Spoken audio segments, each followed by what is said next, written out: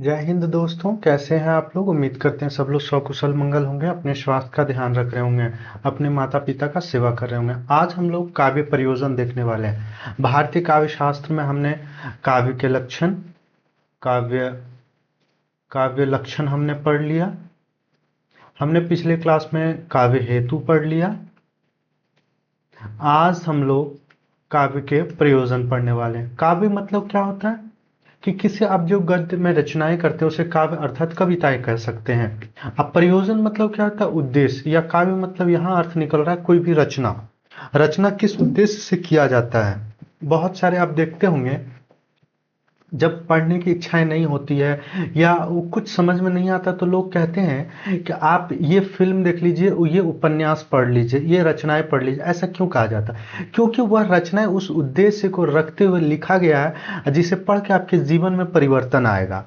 अब जब कहता है कि लोग देखिएगा, बहुत सारे कहते हैं कि आप अपने धार्मिक ग्रंथों का सुबह सुबह पाठ किया करिए, उससे मन शांत रहे। क्यों? क्योंकि वो उसी उद्देश्य से लिखा गया है। तो काव्य यहाँ काव्य जिस रचना जिस उद्देश्य से लिखा गया उसे ही हम लोग काव्य प्रयोजन कहते हैं। प्रयोजन का अर्थ ही होता है उद्देश्य। प्रयोजन का अर्थ क्या होता है? उद्देश्य।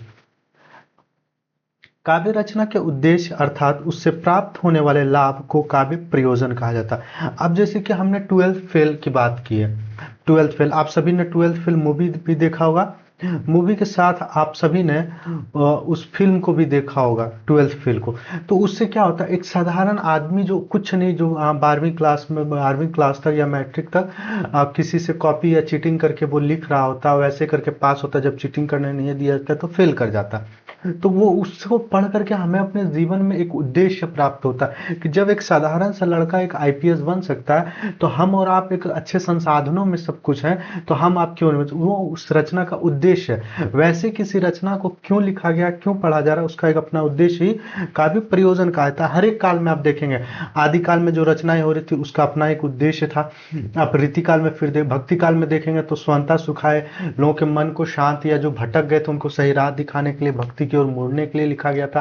फिर आप रीति काल में जाएंगे तो धन प्राप्ति के लिए लिखा गया था। फिर आप आधुनिक काल में जाएंगे तो स्वतंत्रता के लिए लिखा जा रहा था कि नहीं स्वतंत्रता प्राप्त हो, इसके लिए वो रचनाएं हो रही थी।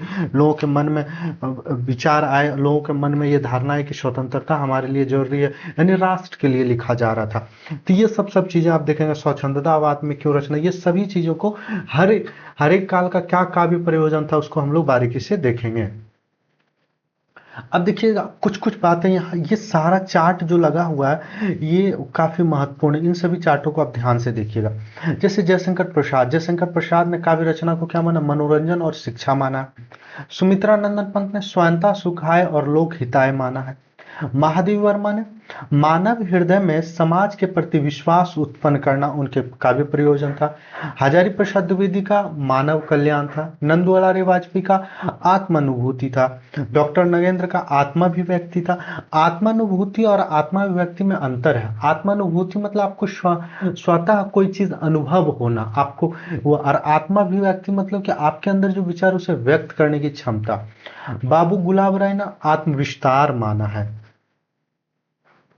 अब कुछ संस्कृत आचार्यों के अनुसार भी हम लोग काव्य प्रयोजन देखते हैं। कि सबसे पहले नाम आता भरत मुनि का। भरत मुनि ने काव्य प्रयोजन किसी का धर्म को माना, यश, आयु साधक, हितकार, बुद्धिवर्धक और लोक उपदेश को माना। अर्थात एक स्थान पर इन्होंने पीड़ित मनुष्य को विश्रांति करना भी काव्य का एक प्रयोजन माना। क्योंकि एक कोई पीड़ित व्यक्ति और वो एक जगह विश्राम कर रहा है, इसका मतलब कि उससे उस शांति या सुख की प्राप्ति हो रहा है, तो वह भी क्या है? काव्य का प्रयोजन है। भामा ने पुरुषार्थ चतुष्टय को माना है। अब उसमें कौन कौन आया था? धर्म, अर्थ, काम, मोक्ष आ जाता है। या तो फिर कीर्ति, प्रीति और समस्त कलाओं का ज्ञान आ जाता है।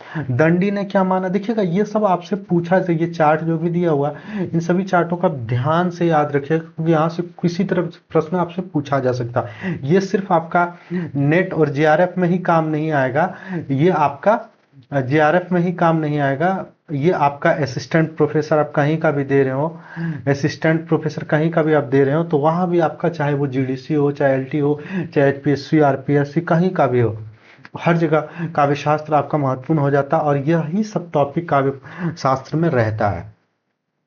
अब दंडी क्या कहते हैं? काव्य का प्रयोजन अनज्ञा अज्ञानधकार को नष्ट करना और ज्ञान ज्योति का प्रसार करना। मतलब क्या होता है, जो आपको अज्ञान के कारण जिस अंधकार में है, जैसे अभी आपको कह देगा कि सूर्य रात में उगता है, तो अगर आपको नहीं पता होगा तो आप उसे मान लेंगे और कह देगा सूर्य की कोई पूजा नहीं करनी चाहिए, या कुछ भी वैसा कह देगा, कुछ भी कह सकता है। तो आप उस चीज के विषय में जान रहे हो तो आप उसका पूजा नहीं करें। कोई कह देगा गोबर का पूजा करिए, तो आप नहीं करेंगे, आपको ज्ञान है कि वो गोबर है, उसके प्रति आपका ज्ञान है। लेकिन जो लोग नहीं जाएंगे उसकी पूजा करेंगे। एक उदाहरण के तौर पे मैं आपको बता रहा हूँ। तो वैसे ही चीजें होता, वही चीज कह रहा है कि अज्ञान अंधकार को नष्ट करके ज्ञान ज्योति का प्रसार करना, लोक व्युत्पत्ति, ये आपका दंडी का विचार था। वामन कहते हैं कृति और प्रीति, रुद्रट कहते हैं पुरुषार्थ चातुष्ट में इनका आज तक कृति अनर्थ का शमन, विपत्ति निवारण, रोग मुक्ति और अभिमत वर्ग की प्राप्ति। वही आनंदवर्धन मानते हैं विनयनमुखीकरण प्रीति, दो को मानते हैं। अभिनव गुप्त मानते हैं पुरुषार्थ चातुष्टय जया संपत्ति उद्देश्य आनंद प्राप्ति और यश।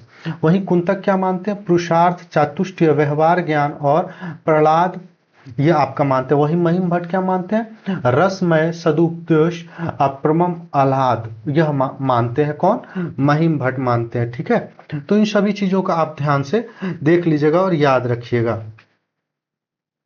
महिम भट्ट का हो गया। भोजराज क्या मानते हैं, कीर्ति और प्रीति। भोजराज किसको मानते हैं, कीर्ति और प्रीति। अगर अब दूसरा देखिए मम्मट, काव्यम यशस्ये त्रिष्टकृते व्यवहार विदे शिवेत्र चैते सदा निवृत्ति, यह चीज आप देख लीजिएगा। कौन मान रहा है, मम्मट। यश प्राप्ति, अर्थ प्राप्ति, व्यवहार ज्ञान, शिवेतर अर्थात रोग नाश, परमानंद की प्राप्ति, रसस्वादन और कांता सम्मति स्त्री की तरह कोमल उपदेश। यह चीज कौन कहता है, यह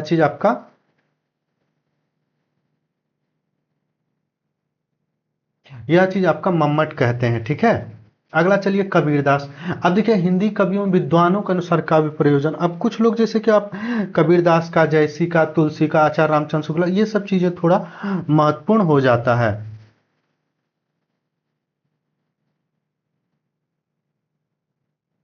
कबीरदास क्या कहते हैं, तुम जिन जानो गीत है जो निज ब्रह्म विचार, तुम जो जानो गीत है यह निज ब्रह्म विचार।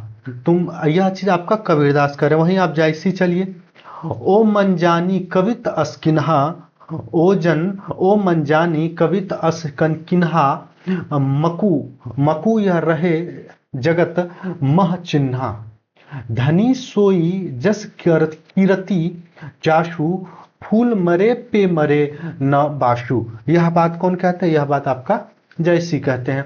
तुलसीदास, कीरति भनति भूति भली सोई, यह चीज कई बार पूछा है, तो यह काव्य प्रयोजन तुलसीदास क्या माने, जिसमें से एक यह भी था।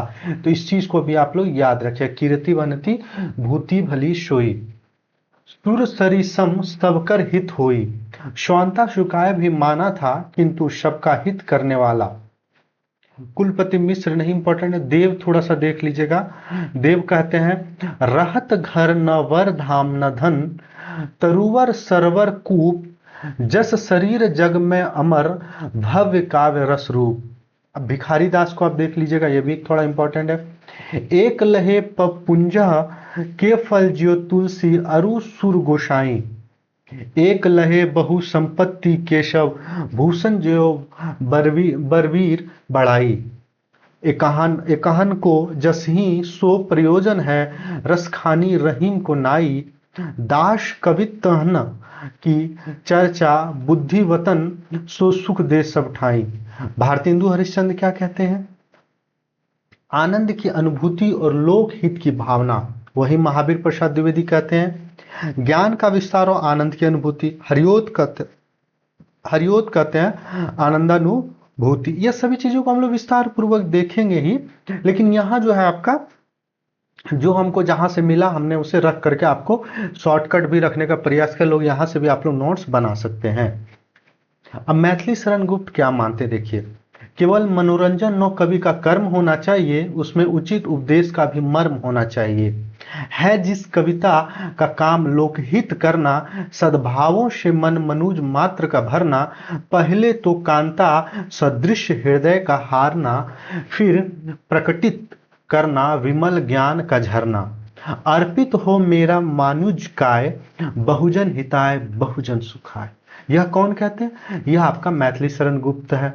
अब वहीं देखिए आचार्य रामचंद्र शुक्ल क्या कहते हैं, काव्य का अंतिम लक्ष्य जगत के मार्मिक पक्षों का प्रत्यक्षीकरण करके उनके साथ मनुष्य हृदय का सामंजस्य प्रतिस्थापित करना है। कविता का संबंध ब्रह्म की व्यक्त सत्ता से है, चारों ओर फैले हुए गोचर जगत से है। जगत अव्यक्त की अभिव्यक्ति है और काव्य इस अभिव्यक्ति का अभिव्यक्ति है। यह कौन? आचार्य रामचंद्र शुक्ल कह रहे हैं। तो हम लोगों ने यह सभी आधुनिक काल के महत्वपूर्ण, हमने कबीरदास को, जयसी को, मैथिली शरण गुप्त को, महावीर प्रसाद द्विवेदी, हजारी प्रसाद द्विवेदी, इन सभी चीजों को हम लोग यहाँ अच्छे से देख लिए। अब हम लोग इतना, आप इसमें जितना भी ये सारे को आप नोट्स बना लीजिएगा, ये काफी महत्वपूर्ण, स्क्रीनशॉट भी लेकर के आप लिख लीजिएगा। या दृष्टि वाली बुक जो है उसमें भी आपको ये चीजें मिल जाएगा, मैंने वहीं से इसे रखा है। अब देखिए मेरा नोट्स यहाँ से शुरू होता है। हमने जो किताबें पढ़ करके 2-3 किताबों से संकलन किया है। साहित्य का मूल प्रयोजन या उद्देश्य मानव संवेदना का विस्तार, संस्कार और परिष्कार करना है। इसी अर्थ में सृजन को सांस्कृतिक प्रक्रिया कहा जाता है। यह प्रक्रिया मानव की भावात्मक और ज्ञानात्मक संवेदना को संशोधित संपादित करती हुई बृहत्तर मानवीय संवेदना और सामाजिकता में निखार लाती है। देश काल की समस्याओं, चिंताओं, चुनौतियों, द्वंद्वों, तनावों, संघर्षों के प्रति साहित्य हमें जागरूक बनाता है। सृजन का उद्देश्य यही होता है कि मानवीय चेतना के विकास करें और मानवीय चेतना के सीमांतों का विस्तार करें, मनुष्य की मनुष्यता या मानव की मानवीयता में वृद्धि करें। यही कारण है कि सृजन कर्म का श्रेय आनंद और प्रेय है, लोक मंगल।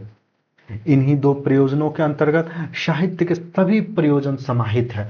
यानी कि मुख्य रूप से जो काव्य सृजन का जो मुख्य प्रयोजन या उद्देश्य है वह आनंद या प्रेय है। प्रेय है, लोक मंगल है। आनंद और प्रिय है लोक मंगल। यानी कि आप किसी रचनाएं को क्यों करते हैं? आनंद के लिए, या किसी चीज को किसी को आप उपदेश देने के लिए, उसे कोई उसे प्रेरणा मिले, कोई उद्देश्य मिले, इसी से आप काव्य की रचनाएं करते हैं। यही आपका प्रयोजन है। आप जैसे कि कोई घटनाएं कहीं हुई, उसको कविता के माध्यम से आप डेडिकेटेड कर रहे हैं, तो कविता का क्या उद्देश्य है, क्या प्रयोजन है, क्या आप उस घटना को यहाँ दिखाना चाहते हैं? अब जैसे भी नया नया मूवी बॉर्डर 2 आ रहा, एक देश की मिट्टी जो वापस न लौटे, वो क्या हो रहा है? एक सैनिकों को डेडिकेटेड किया जा रहा, उन्हें वो दिखाया जा रहा है कि देखिए वो माँ के बेटे जो बॉर्डर पे गए वो कभी वापस ना लौटे। तो वो उस चीज को, उन घटनाओं में जो अमर शहीद हो गए उनके बारे में ये बता रहे, उनको समर्पित कर रहे। तो वो गाना उसी उद्देश्य से, उसी प्रयोजन से बना गया। तो रचनाएं भी किसी ना किसी उद्देश्य से रचनाएं रची जाती है, और वो उद्देश्य आपको कोई ना कोई संदेश मिलता है, वही उस काव्य का प्रयोजन होता है। भरत मुनि नाट्यशास्त्र ने नाट्य का काव्य प्रयोजन का विस्तार से चर्चा की है, किंतु इस चर्चा का ग्रंथारंभ प्रस्तुत नहीं किया, क्योंकि यह रचनाएं शुरू में नहीं मिल पाया। बहुत सारी चीजें पुराने भरत मुनि का उसमें नाट्यशास्त्र बहुत सारा उनका अध्याय नहीं मिला, इधर उधर रहता, प्रमाणिक नहीं हो पाया, जिसके कारण उसे ग्रंथारंभ यानी ग्रंथ का आरंभ में प्रस्तुति नहीं किया गया। अब संस्कृत एवं आचार्य कवियों द्वारा निरूपित काव्य प्रयोजन हमने वहां शॉर्ट में देखा। अब यहाँ उसे विस्तार पूर्व हम लोग देखेंगे कौन कवि क्या कहते हैं। संस्कृत के आचार्य रचनाकारों और आचार्यों ने जीवन के सभी पक्षों की अभिव्यक्ति या समग्रता में जीवन सौंदर्य की अभिव्यक्ति को काव्य प्रयोजन या सृजन उद्देश्य माना। देखिएगा यह जो नोट्स हम बनाए एकदम बिल्कुल गहराई में जाके बनाए। यह नोट्स थोड़ा बड़ा हो सकता है क्योंकि एनटीए और या असिस्टेंट प्रोफेसर का जब एग्जाम देने जा रहे हैं तो आप ऊपर ऊपर पढ़ के जाएंगे तो आपको वहां से प्रश्न नहीं बनता। आप प्रश्न बिल्कुल डीप से पूछा जाए, इसलिए जितना हो सका मैंने गहराई से मेहनत करके एक नोट्स को बनाने में 3 दिन 4 दिन, एक सप्ताह लगता है एक टॉपिक को पूरा करने। फिर हम आपको कितनी बार उसे पढ़ते हैं, छांटते हैं, टाइप करते हैं, फिर आपके लिए तैयार करके पढ़ाते हैं। इसलिए इसको आप लोग हर एक बिंदु को ध्यान से देखिएगा। जो जो आप मैं इंपॉर्टेंट बता रहे हैं आपको लग रहा, उसे तुरंत नोट करते चलिएगा। यहाँ क्या हुआ? संस्कृत के रचनाकारों और आचार्यों ने जीवन के सभी पक्षों की अभिव्यक्ति या समग्रता में जीवन सौंदर्य की अभिव्यक्ति को काव्य प्रयोजन या काव्य उद्देश्य माना। पुरुषार्थ चातुष्टय चतुर्वर्ग, इसमें कौन कौन आया था? अर्थात धर्म, अर्थ, काम, मोक्ष। कौन कौन आ रहा? धर्म, अर्थ, काम, मोक्ष। ठीक है, यहाँ देखिए आप क्या, कोई भी रचना अपने धर्म के लिए करता है या उसका कोई अर्थ यानी पैसा प्राप्ति, या काम आपके अंदर जो भाव उसे निकालने, या मोक्ष यानी कि बहुत सा आप देखिएगा तुलसीदास ने एक रचनाएं की थी शायद विनय पत्रिका या कोई पता नहीं, मुझे नहीं पता, अंतिम में उसे फोड़ा हो गया था, उन्होंने मुक्ति के लिए वो रचना की थी, मुझे जहाँ तक याद है वो विनय पत्रिका ही होना चाहिए, अगर गलत हो जाए तो एक बार आप लोग देख लीजिएगा। तो वो क्या हुआ, एक रचना को भी कहते हैं अपनी मुक्ति मोक्ष के लिए भी बहुत सारे लोग कहते हैं। संस्कृत के आचार्यों ने अपने देश और काल की सामाजिकता के संदर्भ में ध्यान देकर कहा था, काव्य धर्म अर्थ काम और मोक्ष का साधन है। साधन मतलब क्या होता है, जैसे कि आपको यहां से दिल्ली जाना है तो आपके लिए साधन क्या है, ट्रेन है। वो माध्यम, जिस माध्यम से आप, जो आपका माध्यम बनता है वही आपका साधन है। साधन मतलब आप जिस माध्यम से आप उसे ट्रेवल कर रहे हैं, और साध्य मतलब आपका लक्ष्य होता है। तो यहाँ साधन और साध्य में आप थोड़ा सा ध्यान रखिएगा। अब जिससे आपका धर्म भी हो सकता है, अर्थ भी हो सकता है, काम होता है, मोक्ष होने का, काव्य का ये सब क्या है, साधन है। ठीक है। आदि आचार्य भरत मुनि ने नाट्य शास्त्र में नाट्य या काव्य को धर्म यश आयु का साधक, लोक कल्याणकारी, बुद्धि का वर्धक और लोकोपदेशक माना है। भरत मुनि के बाद आचार्य भामा ने काव्यालंकार, भरत मुनि के बाद भामा, अब भरत मुनि के बाद किनका नाम आ रहा, भामा का आ रहा। इसलिए देखिएगा हर एक आचार्यों का नाम ध्यान से देखिएगा। भामा ने काव्यालंकार, भामा की एक रचना है काव्यालंकार नामक अपने ग्रंथ में पुरुषार्थ चातुष्ट के अतिरिक्त कलाओं के विलक्षण प्रीति एवं कृति को भी काव्य कला का प्रयोजन माना। वो चार तो है ही, कौन कौन, अर्थ काम मोक्ष, धर्म अर्थ काम मोक्ष के अलावा भी उन्होंने दो किसे माना, कृति और प्रीति को भी काव्य का प्रयोजन माना है। अभिनव गुप्त ने अपने महान प्रतिभा से रस प्रयोजन में कहा, है तन रस एवं वस्तुतः आत्मा। क्या अभिनव गुप्त ने कहा, हम लोग भरत मुनि को देख लिया, हमने अभिनव गुप्त को देख लिया, अब भरत मुनि को देख लिया हमने, उसके बाद हमने भामा को देख लिया, ये रहा भामा, अब हम लोग अभिनव गुप्त को देख रहे। तो अभिनव गुप्त ने अपने महान प्रतिभा से रस प्रयोजन में कहा है कि तन रस एवं वस्तुतः आत्मा। तन रस देखिएगा, इसको आप लोग याद रखिएगा, आपसे पूछा जा सकता है। काव्यशास्त्र से संबंधित अभिनव गुप्त के दोनों ग्रंथ कौन कौन, अभिनव भारती और धवन्यालोक लोचन। अभिनव भारती और धवन्यालोक लोचन किनका है, तो अभिनव गुप्त का ही ये दोनों रचनाएं हैं। में रस प्रयोजन की महिमा है, इसमें क्या है, रस प्रयोजन की महिमा है। संस्कृत के आचार्यों के सामने प्रायः भामा का काव्य प्रयोजन संबंधी मत आदर्श रहा। उन लोग का क्या है, संस्कृत के जो भी आचार्य हैं उनका जो है प्रायः भामा का काव्य प्रयोजन क्या है, क्या किस संबंधी किस मत से रहा है, तो आदर्श रहा है। रुद्रट ने पुरुषार्थ चातुष्ट को काव्य प्रयोजन माना, तथा उन्होंने काव्य प्रयोजन में आह्लाद को प्राधान्यता देते हुए चतुर्वर्ग की चर्चा की है। अब देखिएगा रुद्रट हम लोग देखिए, भामा देख लिया, भरत मुनि देख लिए, हमने अभिनव गुप्त को देख लिया, हम अब रुद्रट को भी हमने देख लिया। अब हम लोग देखने जा रहे हैं विश्वनाथ को। विश्वनाथ ने पुरुषार्थ चातुष्ट या चतुर्वर्ग और अग्निपुराण ने त्रिवर्ग, मोक्ष को छोड़कर, त्रिवर्ग में कौन, धर्म यश काम, अब मोक्ष को छोड़कर को ही काव्य प्रयोजन स्वीकार किया, यानी कि मोक्ष को छोड़कर तीनों को स्वीकार किया है। मम्मट ने काव्य प्रयोजन की सूची में कवि और पाप, देखिए आप देखिए विश्वनाथ के बाद हम लोग कौन आ गए, मम्मट आ गए। ठीक है, हर एक कवियों का हमने विस्तार पूर्वक रखा, आप लोग ध्यान से देखिएगा।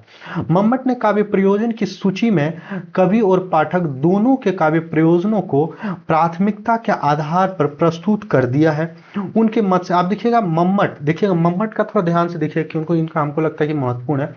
मम्मट ने काव्य प्रयोजन की सूची कवि और पाठक दोनों के काव्य प्रयोजनों को प्राथमिकता के आधार पर प्रस्तुत कर दिया। उनके मत से कौन, यश है, धन है, व्यवहार ज्ञान है, स्वेतर क्षेत्र है, सद्य परिनिवृत्ति है, और अंतिम है आपका कांता सम्मति उपदेश है। ठीक है, अब एक हम लोग यश को एक एक बिंदु को हम लोग बारीकी से देखेंगे, उसका यश का मतलब क्या होता है, धन का मतलब क्या होता है, व्यवहार ज्ञान का मतलब, उन्हें पांचों छह बिंदुओं को हम लोग विस्तार पूर्वक समझेंगे।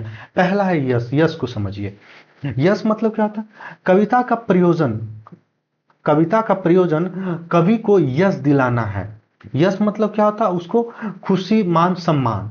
कविता का प्रयोजन कवि को यश दिलाना है। मनुष्य को यश पाने की इच्छा तीव्र होती है और काव्य सृजन के माध्यम से वह इच्छा की पूर्ति करना चाहता है। यानी कि हम मान, सम्मान, इज्जत सब कुछ चाहते हैं, तो कतन कोई ऐसी रचनाएं आप कर दीजिए जिससे आप अमर हो जाए। जैसे कि भोग से समाधि लिख करके, भोग से समाधि लिख करके एक कवि थे, नाम भूल रहे हैं, वो इतना अमर हुए कि इंग्लैंड में चले गए। उनके पास कहा था 100 रोल्स रॉयस था। ओशो, ओशो उनका नाम ओशो था।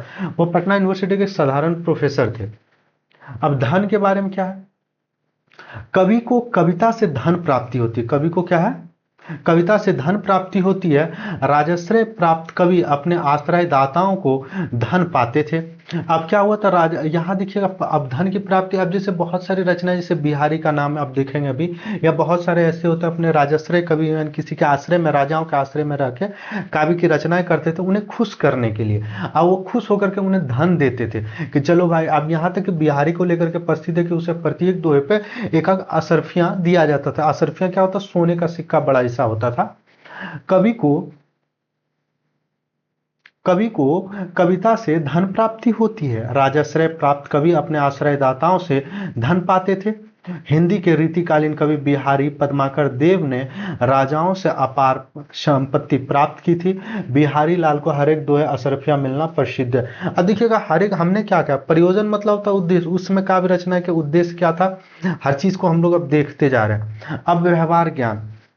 कवि कविता में जीवन जीवन अनुभवों का खरापन पैदा करके ही बड़ा होता है। हिंदी कविता में अमीर खुसरो, तुलसी, कबीर, रसखान, रहीम, भारतेंदु, निराला, मुक्तिबोध, मुक्तिबोध का रचना कर्म हमें जीवन का व्यवहारिक ज्ञान देता है। अब देखिए, उन लोग का उद्देश्य क्या था? जीवन को व्यवहारिक बनाना। तो उनके रचनाओं से क्या हमें मिलता? व्यवहारिक ज्ञान मिलता। वही व्यवहारिक ज्ञान ही उनका काव्य प्रयोजन था। हिंदी प्रदेशों में आज भी रहीम, तुलसी, कबीर आदि जनता की जुबान पे रहता है।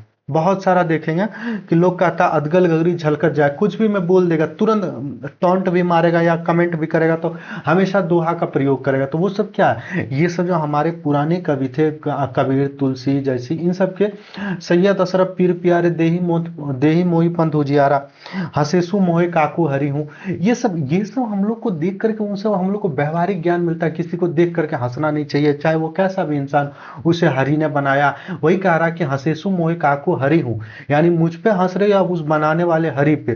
तो इन सब चीजों से हम लोग को व्यवहारिक ज्ञान मिलता है।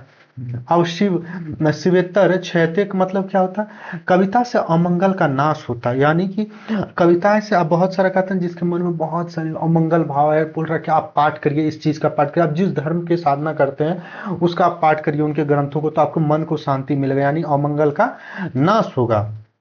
यही विश्वास बहुत पुराना है। रौद्र स्रोत, दुर्गा सप्तशती, हनुमान चालीसा, रामचरितमानस। अब देखिए, कभी डर लगने लगेगा, अब रास्ते में अचानक से जा रहे तो देखिए, कोई भी अगर हिंदू सनातनी होगा तो वो देखेंगे कि आपको जय हनुमान ज्ञान गुण सागर पवन, या तो फिर कोई मुस्लिम है तो वो कुरान के श्लोकों को पढ़ने लगेगा। तो ये चीज होता है, यानी अमंगल का नाश होता है। शिव सागर आदि का पाठ इसी दृष्टि से भी किया जाता है।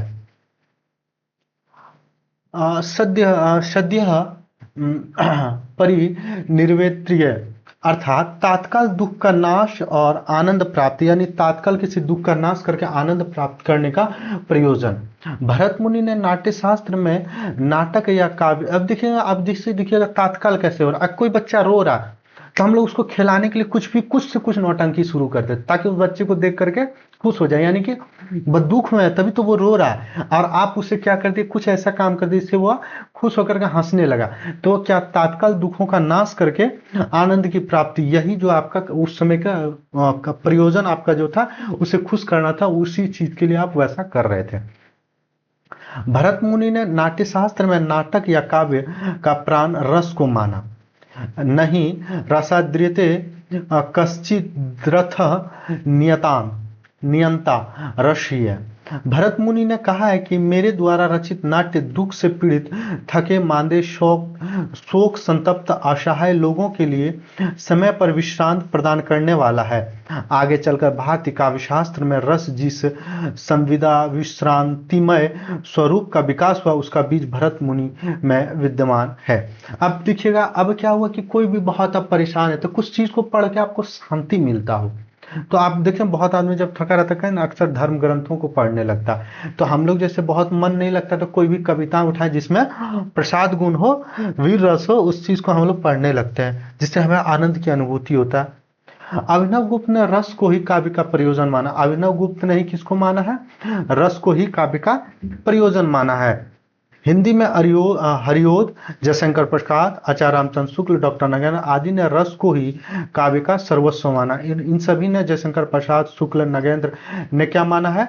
रस को ही काव्य का सर्वस्व माना है। अब कविता की मधुर भाषिणी, कविता मधुर भाषिणी स्त्री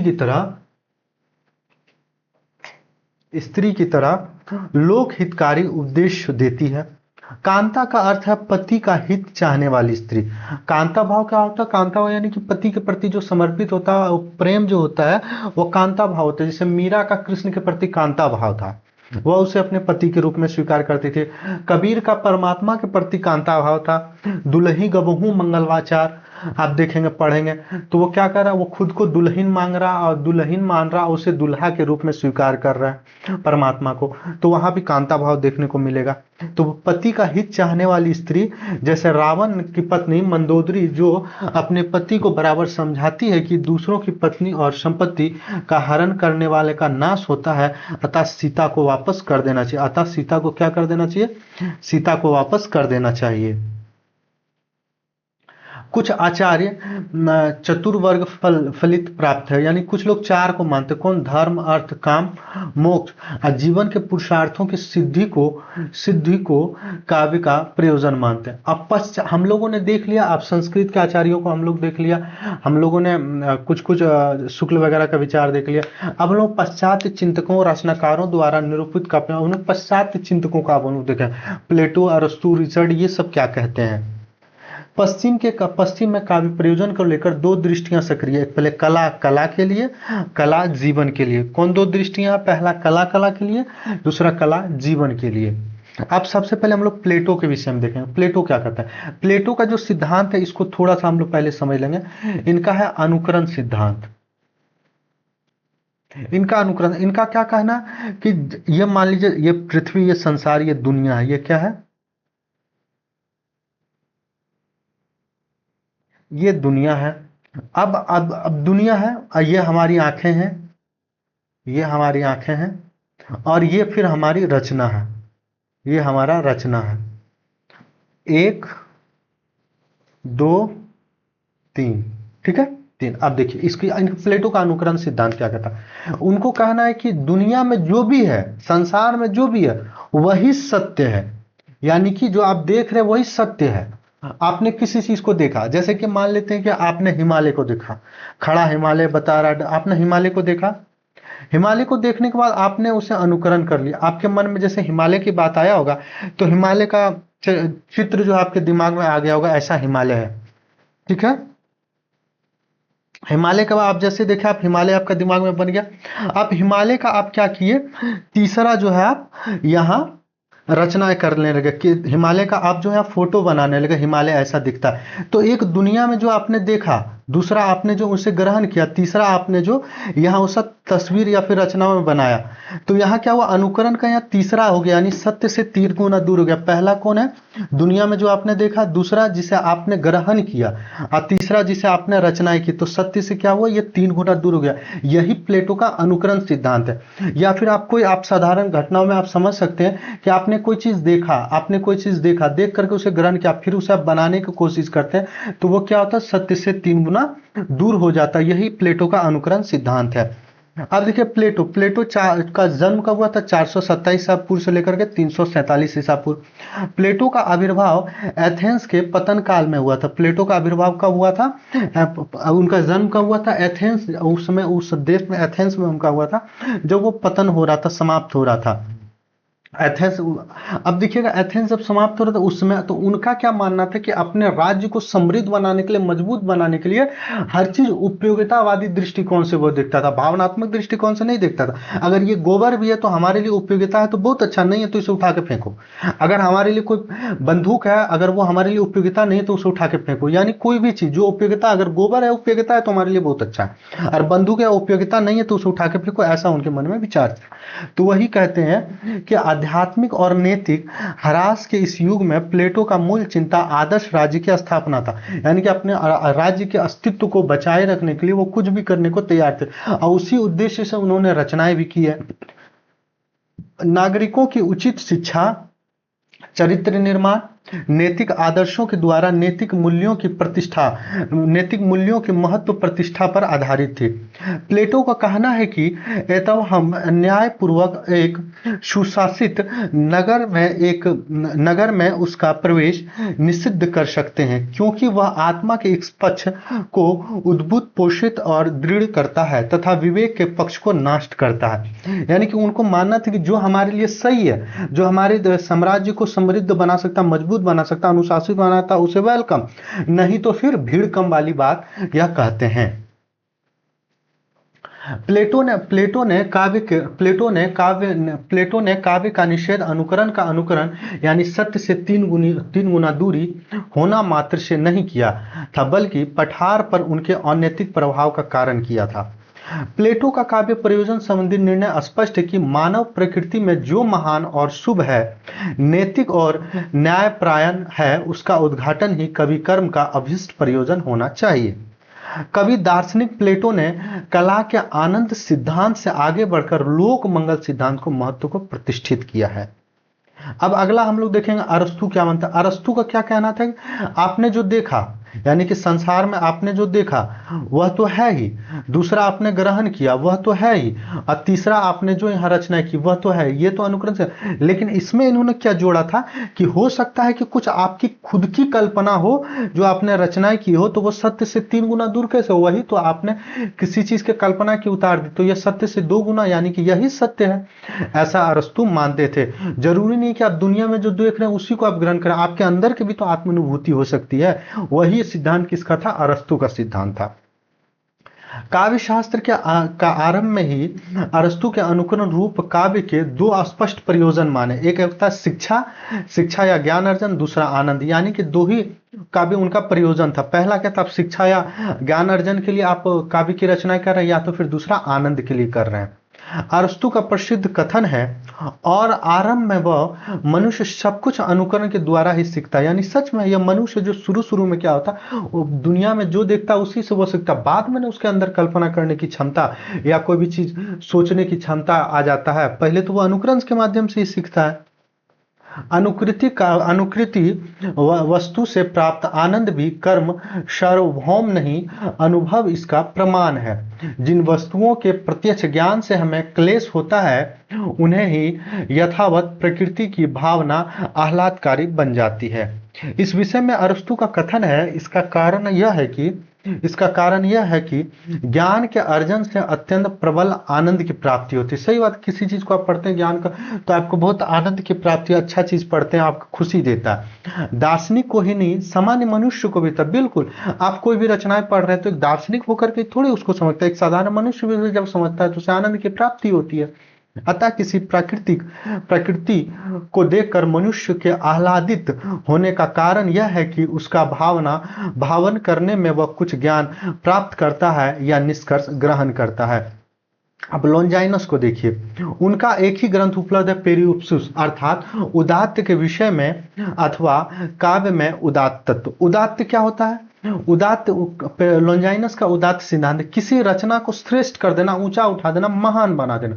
अब जैसे कि रामचरितमानस को किसी भी काल में पढ़िए आप, या कुरान को, या मुस्लिम धर्म ग्रंथ कुरान है उसे किसी भी काल में पढ़िए, वो रचनाएं कब हुई है, बहुत पहले, हजारों साल पहले। और उसे किसी भी काल समय में पढ़िए, आपको हमेशा वो अच्छा ही ज्ञान देगा।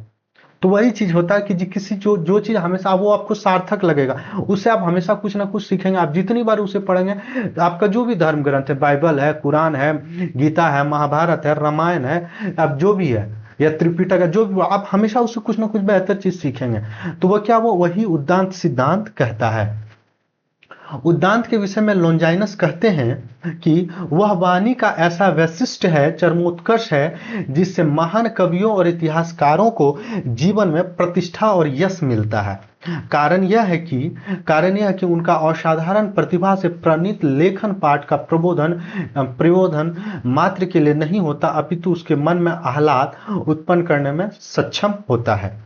उदात्त में मानव और प्रकृति दोनों का विराट सम्मिलित होता है।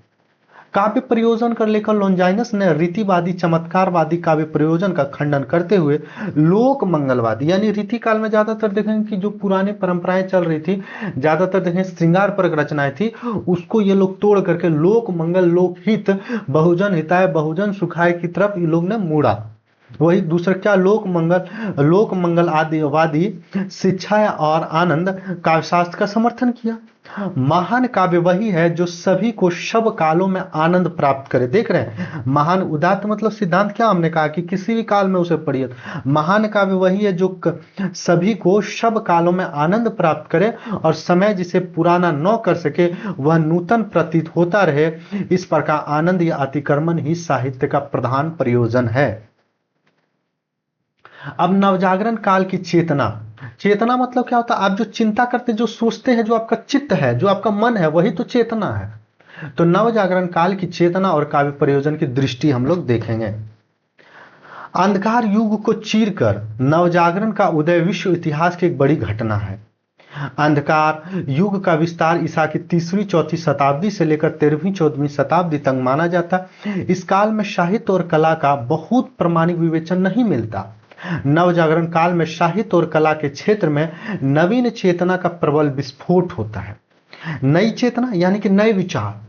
अब जैसे फ्रांसीसी क्रांति या मार्क्सवाद, तो कोई भी ऐसा रीति था जो मनुष्य को मनुष्य नहीं समझ रहा था, उनको मानवाधिकार को छीन रहा था, या सिर्फ मानवता की बात करता है, मानवाधिकार की बात नहीं करता, तो उसे लोग नष्ट करना चाहते हैं। क्योंकि मानवता से जिंदगी नहीं चलता। मैं आपका शोषण कर रहा हूं और कह रहा हूं आप बहुत अच्छे हैं, आप मेरा बहुत सेवा करते हैं, आपके सारे अधिकार को छीन लेते हैं, आपको गुलाम बना के रखे, यानी मानवता की हम बात करते हैं, मानवाधिकार की बात नहीं कर रहे। दलित विमर्श, स्त्री विमर्श, आदि विमर्श या कोई भी विमर्श उठा लीजिए, वह यही बात कहता है कि हमें मानवता की बात नहीं चाहिए, हमें मानवाधिकार चाहिए। क्योंकि मानवता तो मानवाधिकार रहेगा तो मानवता स्वतः हमारे पास रहेगा।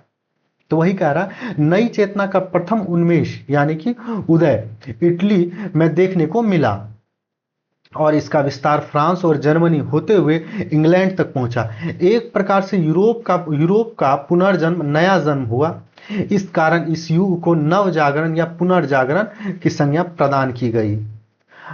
नवजागरण प्राचीन ज्ञान के प्रति आकर्षण और पुनः अवगाहन की प्रवृत्ति के साथ रेनेसां अर्थात नवजागरण अपने समय को वर्तमान को भी तलाशने परखने की सुविधा संवारने का काम करता है।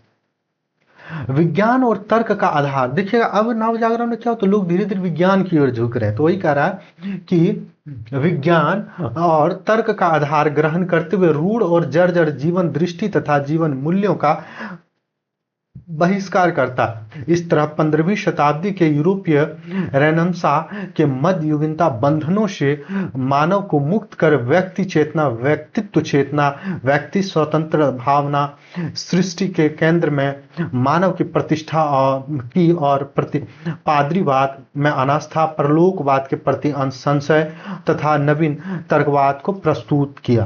अब जैसे आप हिंदी साहित्य से इसे जोड़ते हैं, आप देखिएगा रीतिकाल की जो परंपरा थी उसे आधुनिक काल में तोड़ा गया कि नहीं, रीतिवादी परंपरा को हटाया गया कि नहीं। फिर आधुनिक काल में जो प्रत्ययवादी परंपरा था उसे स्वच्छंदतावादी आया तो तोड़ा गया कि स्वच्छंदतावादी को भी प्रयोगवाद तोड़ा कि नहीं। तो वैसे ही चीज धीरे धीरे परिवर्तन आता, जागरण होता है।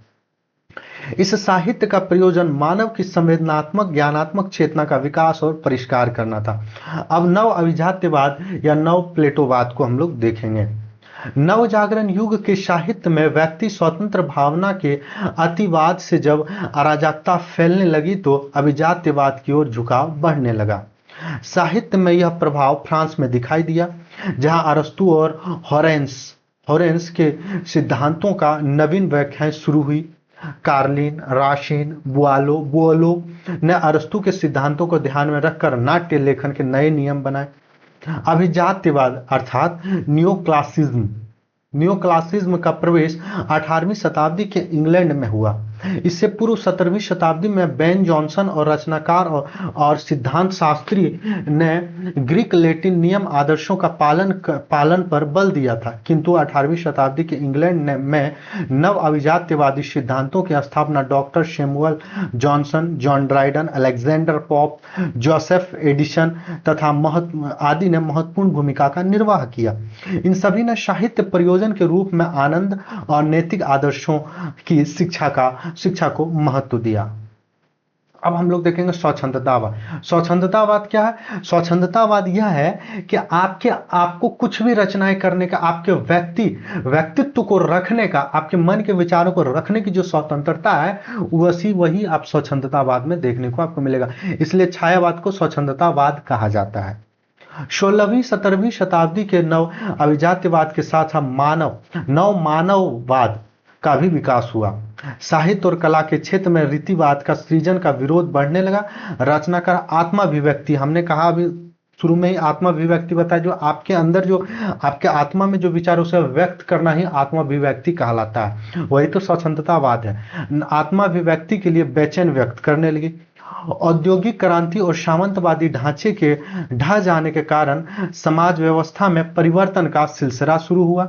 इसी परिवेश ने फ्रांसीसी राज्य क्रांति की जमीन तैयार की, जिसमें समानता, स्वतंत्रता और बंधुत्व की भावना आंतरिक पुकार बन गई। यानी कि उसे क्या चाहिए? समानता चाहिए, स्वतंत्रता चाहिए, बंधुत्व जो है वही उस बंधुत्व की भावना ही उसका आंतरिक पुकार, यानी आत्मा उसको का यही सब बातें कहने लगे। इन दोनों बातों का सृजन का प्रयोजन बन गई, जिनके अनेक रूप विधाएं, काव्य, चित्र, संगीत आदि में अभिव्यक्त हुई और नव अभिजात्यवाद नियम, संयम, रूढ़िबद्धता का विरोध स्वतंत्रतावाद को जन्म दिया। इन्हीं सब चीजों को लेकर, विषयों को बना करके काव्य की रचना हुई। यही तो काव्य उस समय का प्रयोजन था। कविता के क्षेत्र में इस विद्रोही प्रवृत्ति ने William Blake, Samuel Coleridge, William Wordsworth, Shelley, Keats, Byron आदि को जन्म दिया। इन सभी स्वतंत्रतावादी कवियों के सृजन का प्रयोजन ही आत्म साक्षात्कार, यानी कि आपके मन में जो चल रहा है उसे साक्षात्कार मतलब क्या होता है? इंटरव्यू। तो आत्म साक्षात्कार, आत्म सृजन और आत्माभिव्यक्ति। इस तरह मानव की मुक्ति कामना ही स्वच्छंदता में सृजन का प्रयोजन बनकर उपस्थित है। वर्ड्सवर्थ ने लिरिकल बैलेट्स, इसको याद रखिएगा, ये इंपॉर्टेंट है। वर्ड्सवर्थ ने लिरिकल बैलेट्स की भूमिका में कहा है कि कविता हमें आनंद प्रदान करती है। विद्वानों ने स्वच्छंदतावाद और भारतीय रस सिद्धांत की तुलना से यह सिद्ध किया है कि आनंदवादी मूल्य और कलावादी मूल्यों में अद्भुत समानता है। डॉक्टर नगेंद्र ने दोनों की तुलना के बाद निष्कर्ष के रूप में कहा है, स्वच्छंदतावाद का आनंदवाद के साथ घनिष्ठ संबंध है। शैले, वर्ड्सवर्थ, कॉलरिज, यहाँ तक कि रूगन, कीट्स और आस्था विहीन बायरन में भी आनंद का स्वर प्रत्यक्ष और परोक्ष रूप में मुखर है। शैले का मानवता की मुक्ति में अटूट विश्वास, वर्ड्सवर्थ का सर्वात्मवाद, कॉलरिज का आत्मवाद, कीट्स का सौंदर्य के प्रति उल्लासपूर्ण आस्था और बायरन का जीवन के प्रति अबाध उत्साह आनंद के ही विभिन्न रूप हैं। अब कला के लिए सिद्धांत का प्रतिपादन किन्होंने किया, थोड़ा सा इसको देख लीजिए। एक अर्थ में स्वच्छंदतावाद की प्रवृत्ति ने ही कलावाद का रूप धारण कर लिया। सन 1818 में फ्रांस के विक्टर कुजे ने कला के लिए सिद्धांत का प्रतिपादन किया था। कला की एकमात्र कसौटी है सौंदर्य चेतना की तृप्ति। अब मनोविश्लेषणवाद का चिंतन साहित्य। अब मनोविश्लेषणवाद क्या है, इस बात को समझिए कि आपके मन में काम भाव रहता है, वह भाव आपके अंदर दमित रहता है और वह धीरे धीरे अगर आप वह भाव आपके अंदर अभिव्यक्त नहीं कर पाते तो वह धीरे धीरे आपको अंदर घर कर लेता है, जिसके कारण आप में बीमारियां वगैरह कई तरह के मनोविकार होने लगते हैं, जिसके कारण आप बीमार पड़ने लगते हैं। और उसे आप प्रत्यक्ष रूप से निकालते हैं, काम वासना ये सब निकाल देते हैं, तो आप क्या होता है कि आप मन को हल्का करने लगते हैं, आप अच्छा महसूस करते हैं, आप स्वस्थ रहते हैं। यही मनोविश्लेषणवाद कहता है कि आपके अंदर जो भाव है उसे व्यक्त कर देना चाहिए, चाहे वो किसी के माध्यम से हो। मनोविश्लेषण शास्त्री फ्रायड की यह स्थापना है कि अवचेतन और चेतन मन में दमित कामवासना से अनेक रोग व्याधियां मानसिक विक्षोभ उपद्रव उठ खड़े होते हैं, जिनका समन और प्रतिकार उपभोग या उदातीकरण अथवा रेचन द्वारा हो सकता है। अब देखिएगा, कोई भी चीज को लेकर आपके मन में जो धारणाएं बन जाती नहीं, ऐसा होता है तो ऐसा होता है, और उस चीज के विषय में आपको जानकारी नहीं, तब वो भावनाएं वो ना घर कर जाता है, और जिसके कारण आप अंदर ही अंदर वो आप खोखला हो जाता है, आपको वो दर्द वो तकलीफें खा जाती है, जिसका कारण आप कई तरह के विकारों से घिर जाते हैं। तो वो इसी चीज को निकालने का, रेचन करने का क्या है, वही मनोविश्लेषण बात है। काव्य का प्रयोजन मानव की भावनाओं को उन्नयन, परिष्कार और उदातीकरण करना, मन की भीतरी विकृतियों से मुक्ति दिलाना, चित्त का समन करना, यानी समन मतलब शांत करना, मन को शांत करना। अब हिंदी रचनाकारों आलोचकों का काव्य प्रयोजन संबंधी, आप हिंदी में देखिए आदिकालीन और मध्यकाल में आप देखिएगा, हिंदी में भक्ति काव्य का संदेश उद्देश्य एक ही है, मनुष्य प्रेम बहु बैकुंठी, प्रेम ही जीवन को उदात्त बनाता है, बेर नहीं। प्रेम से ही मनुष्य वैकुंठु या दिव्य बन सकता है। पूरा भक्ति काव्य इसी भावना की अभिव्यक्ति करता है। रामचरितमानस में तुलसीदास ने साहित्य प्रयोजन में कहा है, कीर्ति भनिति भूति भली सोई, सुरसुरी सम सब कह हित होई। हमने शुरू में इस बात को बताया, अर्थात कीर्ति पीर्ति भनिति का एक ही उद्देश्य है, लोक मंगल की भावना। आधुनिक काल के रचनाकारों या आलोचकों की काव्य प्रयोजन संबंधी दृष्टि, यह काल हिंदू मानसिकता या पुनरुत्थान काल नहीं, सांस्कृतिक नवजागरण काल है। सांस्कृतिक नवजागरण काल की यह प्रक्रिया दो जातीय संस्कृतियों की टकराहट और संघर्ष से उत्पन्न हुई है। भारत में अंग्रेजी राज्य का विरोध करते हुए भारतेंदु बाबू ने स्वदेशी वस्तुओं के व्यवहार का प्रतिज्ञा पत्र कवि वचन सुधा में छापा। कहाँ छापा है? कवि वचन सुधा में छापा है। डॉक्टर रामविलास शर्मा ने अपनी पुस्तक भारतेंदु युग और हिंदी भाषा का विकास परंपरा में लिखा है, यह प्रतिज्ञा पत्र भारतीय स्वाधीनता के इतिहास में स्वर्ण अक्षरों में लिखा जाने योग्य है। बंगला के आरंभ में नवजागरण की चेतना हिंदी प्रदेश में पहुंचकर राष्ट्रीय संस्कृति रूप धारण कर लेती है। भारतेंदु बाबू तथा इस युग के सभी लेखक गद्य पद्य में विदेशी साम्राज्यवादी लूट तंत्र के विरोध करते हैं। इस युग में नाटक तो इस विरोध को सर्वाधिक समर्थन का माध्यम कह सकते हैं। अब देखिए, आधुनिक काल में अंग्रेजों के विरुद्ध में काव्य रचनाएं लिखी जा रही, वही काव्य का प्रयोजन था, वही उद्देश्य था रचनाएं करने का। अंधेर नगरी पढ़ लीजिए, भारत दुर्दशा पढ़ लीजिए, बहुत सारे ऐसी रचनाएं हैं। द्विवेदी युग के सृजन कर्म ने पुरानी दरबारी काव्य की रूढ़ियों से हिंदी कविता को मुक्त करने के लिए रीतिवाद विरोधी अभियान चलाया। आचार्य महावीर प्रसाद द्विवेदी ने सरस्वती पत्रिका में रीतिवाद विरोधी आंदोलन को तेज किया और 1901 की सरस्वती पत्रिका जो है उसमें नायिका भेद शीर्षक से अपने लेख में कहा, राजाश्रय से मिलने की देरी राजा जी को सब प्रकार की नायिकाओं का रसास्वादन का आनंद चखाने के लिए कवि जी को देरी नहीं, 10 वर्ष का अज्ञात यौवन से लेकर 50 वर्ष तक प्रौढ़ तक के सूक्ष्म से सूक्ष्म भेद बताकर उनका हाव भाव विलास आदि की सारी दिनचर्या का वर्णन करके ही कविजन संतोष नहीं करते थे। समस्या पूर्ति करने वाले कवि समाजों का तो जीवन सर्वस्व ही था नायिका भेद। महावीर प्रसाद द्विवेदी जी की प्रेरणा से मैथिली शरण गुप्त ने रीतिवाद विरोधी अभियान में हिस्सा लिया और जगन्नाथ प्रसाद भानु की पुस्तक काव्य प्रभाकर के मई 1912 अंक में आलोचना की। 12 के अंक में, यहाँ होना चाहिए के अंक में आलोचना की।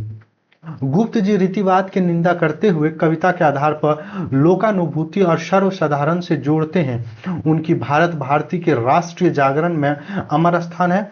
गुप्त जी का काव्य प्रयोजन को लेकर जगह जगह कहा गया, केवल मनोरंजन न कवि का कर्म होना चाहिए, उसमें उचित उपदेश का मर्म होना चाहिए। यह चीज हम लोगों ने पहले ही देख लिया, ठीक है। पूरी की पूरी द्विवेदी युगीन कविता में साहित्य का उद्देश्य लोक मंगल भावना, कैसा भावना है? लोक मंगल की भावना है। हिंदी आलोचना शास्त्र में रीतिवाद विरोधी, एक सेकंड, हिंदी आलोचना शास्त्र में रीतिवाद विरोधी अभियान को आचार्य रामचंद्र शुक्ल ने दृढ़ आधार दिया है। आचार्य हजारी प्रसाद द्विवेदी ने साहित्य सहचर में साहित्य का प्रयोजन लोक चिंता को घोषित किया। उनके प्रिय कवि कबीर कबीर के चिंतन, हजारी प्रसाद द्विवेदी के प्रिय कवि कौन थे? कबीर थे।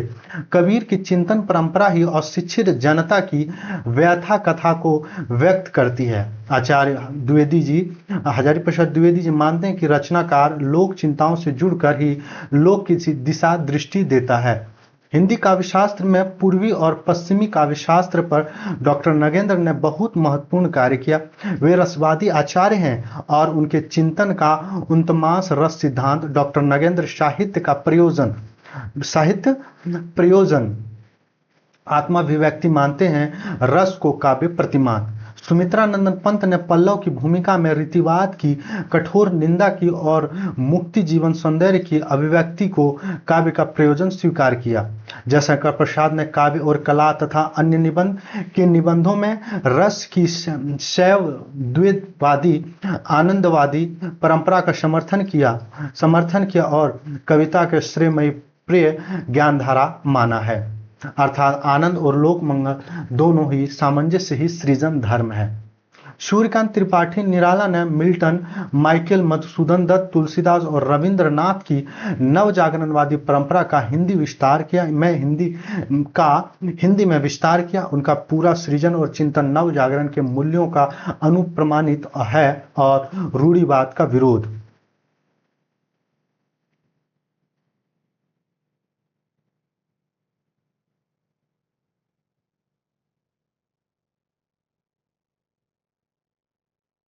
दोनों क्या है? रूढ़िवाद का विरोध है। निराला और प्रसाद का चिंतन राह पर ही माधवी वर्मा आगे बढ़ी। उन्होंने गद्य में उपेक्षितों को और काव्य में शक्ति काव्य को अपनाया। उनके मत से साहित्य का उद्देश्य है मानव करुणा का विस्तार। हिंदी में प्रगतिवाद आंदोलन ने रूढ़िवाद का विरोध करते हुए मार्क्सवादी समाज चिंतन को ग्रहण किया। प्रेमचंद ने कहा कि रचनाकार समाज के आगे चलने वाली मशाल होता है, रचनाकार स्वभाव से प्रगतिशील होता है। उन्होंने लिखा है, हमारे साहित्यकार ने निश्चित रूप से मनुष्य की महिमा स्वीकार कर ली है। अगला कदम सामूहिक मुक्ति का है, सब प्रकार के शोषणों से मुक्ति का। व्यक्ति मानव के साधना पर समष्टि मानव का प्राधान्य, परंतु साथ ही उसमें मनुष्य का व्यापक आदर्श तथा अधिक उत्साह दिया। प्रेमचंद ने साहित्य का उद्देश्य जनता की चेतना को जागृत करना, पुरस्कृत करना और साहित्य का उद्देश्य माना। प्रगतिशील साहित्य में विषय वस्तु और अंतर वस्तु को ज्यादा महत्व मिलता है, रूप को, कला विन्यास को कम। साहित्य का उद्देश्य प्रगतिवादी शक्तियों के लोक विरोधी जन विरोधी चरित्र का भंडाफोड़ और मनुष्य की मनुष्यता का विकास, परिष्कार, प्रसार, रहस्यवादी भाववादी रचना कर्म का खंडन, कला और कला के लिए सिद्धांत का खंडन करते हुए कला में उपयोगितावादी यथार्थ को महत्व प्रतिष्ठित किया। डॉक्टर रामविलास शर्मा ने रीतिवाद कलावाद के खंडन का कार्य प्रेमचंद और उनका युग, आचार्य रामचंद्र शुक्ल और हिंदी आलोचना, परंपरा का मूल्यांकन, आस्था और सौंदर्य तथा निराला की साहित्य साधना आदि सभी पुस्तकों में किया। मूलतः डॉक्टर रामविलास शर्मा ने आचार्य रामचंद्र शुक्ल की लोक मंगलवादी चिंतन दृष्टि का विकास ही साहित्य का प्रयोजन माना। शिवदान सिंह चौहान, रंगे राघव, प्रकाश चंद्र गुप्त का चिंतन मार्क्सवाद विचारों का अनुवाद मात्र है। हिंदी में गजानन माधव मुक्तिबोध ने नया चिंतन किया। वे आगे के चिंतन में शीत युद्ध की छाया पाते हैं। फलतः उन्होंने नई कविता का आत्मसंघर्ष और अन्य निबंध में लघु मानव सिद्धांत, क्षणवाद, रूपवाद, कलावाद का विरोध किया। गजानन माधव मुक्तिबोध को जनता के लिए जागरण का अस्त्र मानते हैं। चांद का मुंह टेढ़ा तथा भूरी भूरी खाक धूली कविताओं में भी वे पूंजीवादी साम्राज्यवादी चिंतन का विरोध करते हैं। प्रयोगवादी युग, नई कविता युग तथा समकालीन युग में अज्ञेय, धर्मवीर भारती, विजय देवनारायण शाही, निर्मल वर्मा, श्रीकांत वर्मा, रामस्वरूप चतुर्वेदी आदि साहित्य चिंतकों की एक पूरी लिस्ट, पूरी पीढ़ी है जो व्यक्ति स्वतंत्रता, लघु मानव सिद्धांत में विश्वास करती है। इन सभी के मत से साहित्य का प्रयोजन है, क्या प्रयोजन है? मानव व्यक्तित्व का समग्र विकास, मानव स्वाधीनता की रक्षा, मुक्ति चिंतन का विकास। विजय देवनारायण शाही ने साहित्य किसके लिए पुस्तक के निबंधों में अनेक प्रकार से यह कहा कि रचनाकार किसी विचारधारा का भोंपू नहीं होता। रचनाकार का मानवतावाद, रचनाकार का अर्थ है व्यंजना में निहित रहता है। अपनी पुस्तक जायसी में उन्होंने कहा है कि पद्मावत में जायसी का उद्देश्य सूफी सिद्धांतों का प्रसार न था, वे त्रासदी के माध्यम से मानव सत्य का साक्षात्कार कराना चाहते थे। हिंदी जाति का विकास और इतिहास साक्षी है कि वह हर देशी विदेशी को अपने में विलीन करते हुए एक नया रूप देते हैं। इसलिए हिंदी चिंतन परंपरा में लोकवादी मंगल सत्यों से साक्षात्कारवादी दृष्टि ही साहित्य का प्रयोजन रही है। चलिए, काव्य प्रयोजन यहाँ आपका समाप्त हुआ। अब हम लोग काव्य प्रयोजन हर एक काल में हर एक कवियों का क्या काव्य प्रयोजन था, क्या उनका उद्देश्य था, हमने उसे देख लिया। अगला हमारा जो होगा वह शब्द शक्ति होगा। अगला हमारा क्लास किसका होगा? शब्द शक्ति का होगा। उम्मीद करते हैं कि ये क्लास आपको बहुत अच्छा लगा। और क्लास आपको कैसा लगा है आप लोग जरूर कमेंट करके बताएं, और आपका कमेंट ही हमें हमारे क्लास को बेहतर बनाता है। आप सबको जय हिंद। मिलते हैं अगले क्लास में, तब तक के लिए आप सभी को धन्यवाद।